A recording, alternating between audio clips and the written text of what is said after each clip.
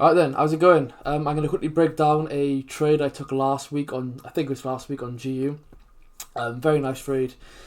I made $3,000 across two of my accounts, an Alpha 200k and an Alpha 100k, and would normally have made 4.5k. One of my accounts didn't get tapped in because I literally caught the exact top, like it was literally to the pip. Only a small win, 1.5R, but it was a pretty clean trade, and I thought, why not break it down?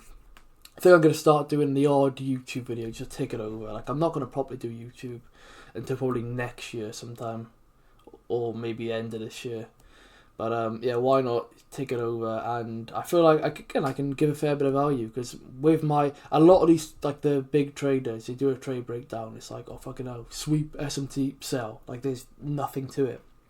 Where I do like a proper case study of my trades. Like my trades take a lot of analysis. Like I mentored some people local to me, and on some of the trade breakdown videos, they were like 45 minutes long. Me talking about one trade. Like my top down analysis is a very detailed. I don't take many trades, and when I do, it makes a lot of sense.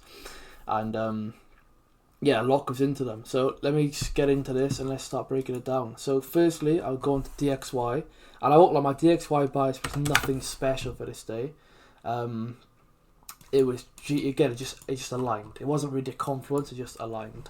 And then the main confluences were just on GU. So on the weekly on DXY, as you can see, we're overall in. It doesn't the greatest trend. It doesn't really matter. Just in this current leg, we have reacted off the last point of liquidity to the left, which you can't really see on this chart. But in our range, we've taken all liquidity to the upside, imposed to the downside, and taken literally all liquidity in this leg. There's minor points here, but realistically, the next major low is all the way down here. And when liquidity is scarce in the leg, liquidity becomes a lot more reactive. We react a lot more from that liquidity pool. So in this leg, we can see we've run this low. We've had a nice retracement leg.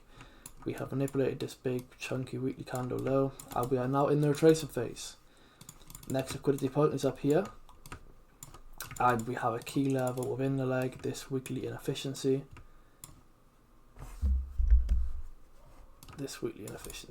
So our first retracement objective has now been met, and let's see now if price is going to.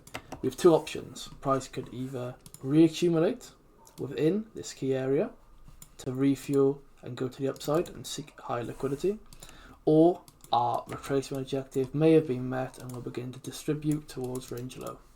But range low is fairly high resistance liquidity now because it swept so much sell side. So drop to the daily quickly, and bear in mind this candle went here. I took the trade at the start of the day, so ignore this candle.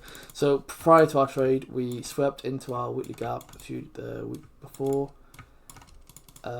We were just delivering from this daily.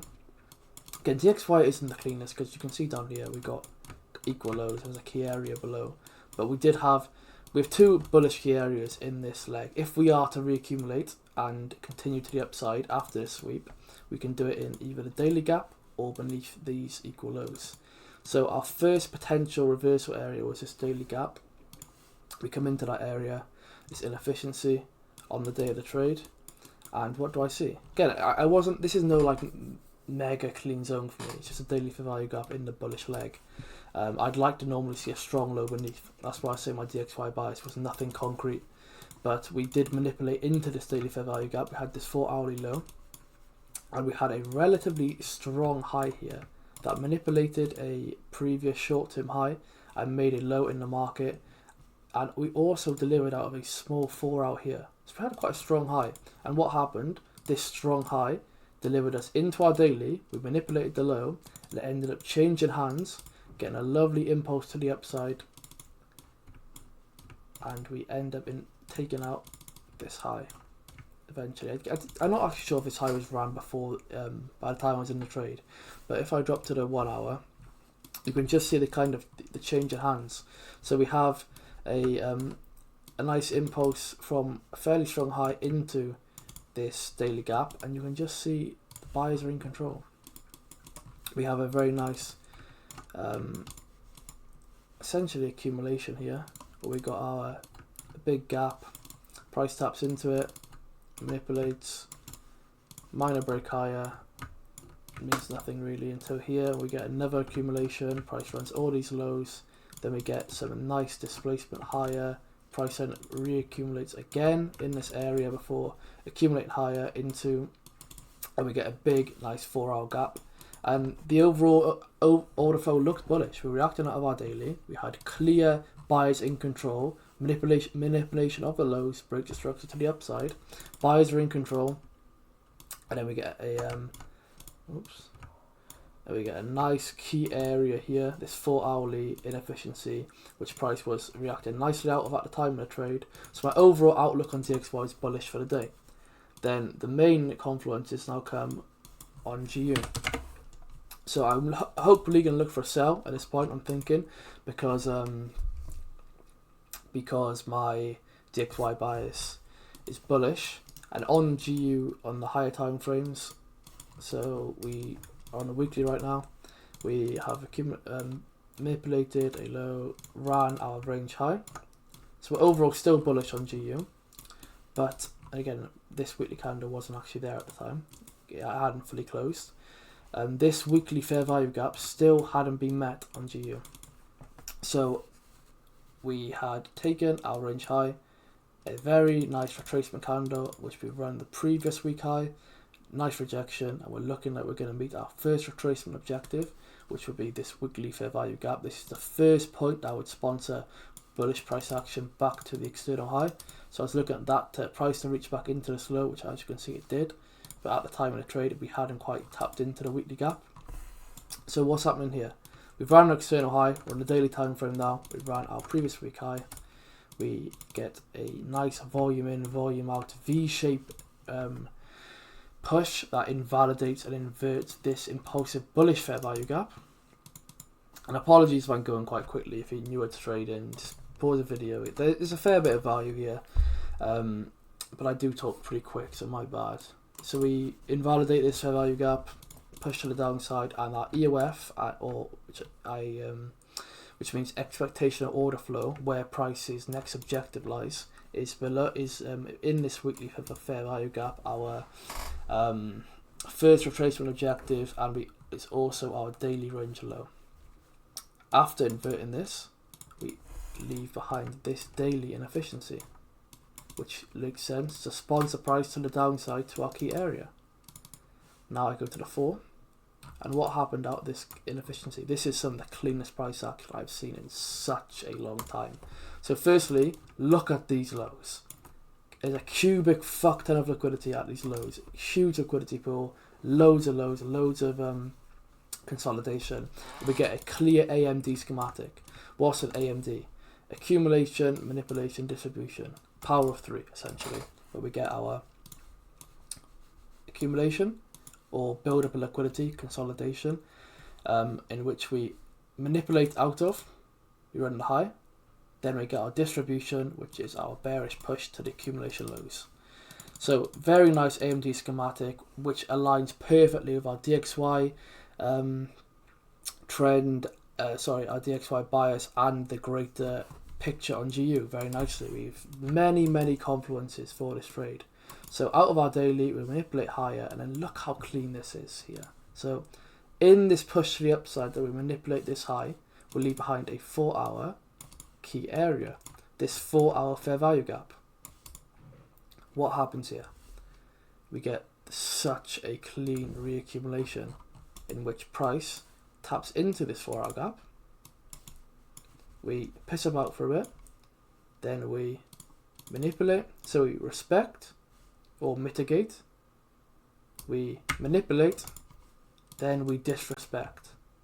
That is a textbook Wyckoff redistribution schematic, in which we have our accumulation phase, our distribution phase, then we neglect the lows. Beautiful. And then we obviously neglect this 4-hour area by inversing it, and you can just clearly see the interaction between buyers and sellers at that key level. You can see we had a bullish key level, buyers got involved in the form of accumulation, in the form of manipulation of lows and breaks of structure to the upside. Where's my pen gone? Yeah, manipulation of lows and breaks the structure to the upside. But they were immediately met with sellers, and the sellers took control of the marketplace. We inverted this 4-hour gap and broke structure to the downside with a very convincing break. So now I'm coming into the market in this morning, and what do I see? I have that full top-down analysis, which is screaming at me sells. I have clear confirmation. I have a strong high, a high that swept liquidity and broke structure. This is my range. This is my strong high and weak low, and low at UF as well at this liquidity pool, and even lower at UF at the weekly. But I'm just going to TP at this key liquidity level for now. Then out of this, we get what? We have a 1, 2, 3 POI. These are the POIs that I like to use. A POI that sweeps, breaks, and has liquidity resting at the high. Then in Asia, we impulse higher, sweep into the zone, and I didn't wait for the inversion because there was an hourly, I think. Now it's just too textbook for me to miss. So I was quite happy to have this as a 15-minute change of character. And all I did, so we have such clear EOF, was I got quite lucky, I won't lie. I fixed a 1 to 2. So I put my stop loss above the strong high, the high that swept into this supply zone. Targeted what? This liquidity level. And I wanted to get in on this fair value gap. I just wanted to get in. There was no special fancy entry. I just fixed a 1 to 2. And set my limit there. Then price comes up and literally perfectly taps me in. I'll do the, let me put it back one. I'm pretty sure you can do this on TradingView now. Sell.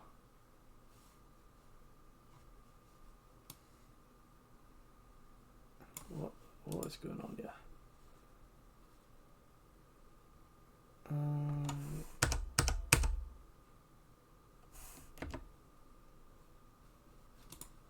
Sell. Yeah, that's grand. So this was essentially my trade. But my entry was this exact wick. So I caught the exact top. I had quite a lucky entry. Again, nothing fancy. All I knew was we broke to the downside. We had this inefficiency. I knew we were going to test somewhere within the leg, and my minimum risk reward for my strategy is usually 1 to 2. So I just set a 1 to 2 fixed entry, and I caught a very nice entry. We melt to the downside. Price takes the low. Stop to break even.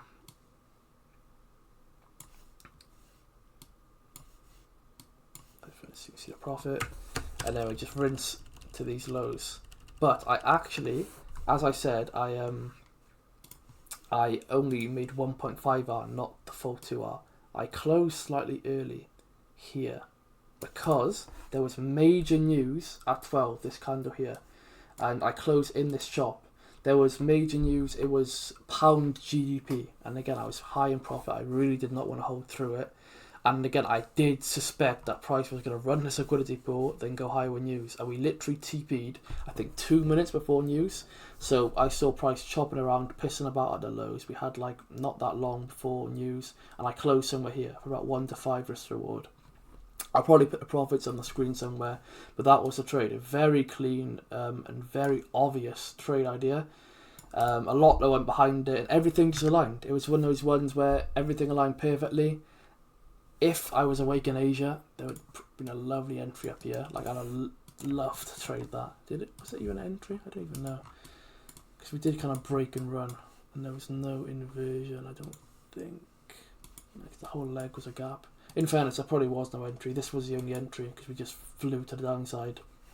But yeah, very clean trade, very obvious trade, and a trade that I take every day of the week. 10 out of 10 setup, really. So that's how I made $3,000 trading GU. Literally, I was in the trade for probably, how long was I in trade for? 4 hours-ish. So a pretty quick TP for me because I'm normally in trades for a fair bit of time. And yeah, happy days. So I hope you took some value from this video. And yeah, all the best, happy days.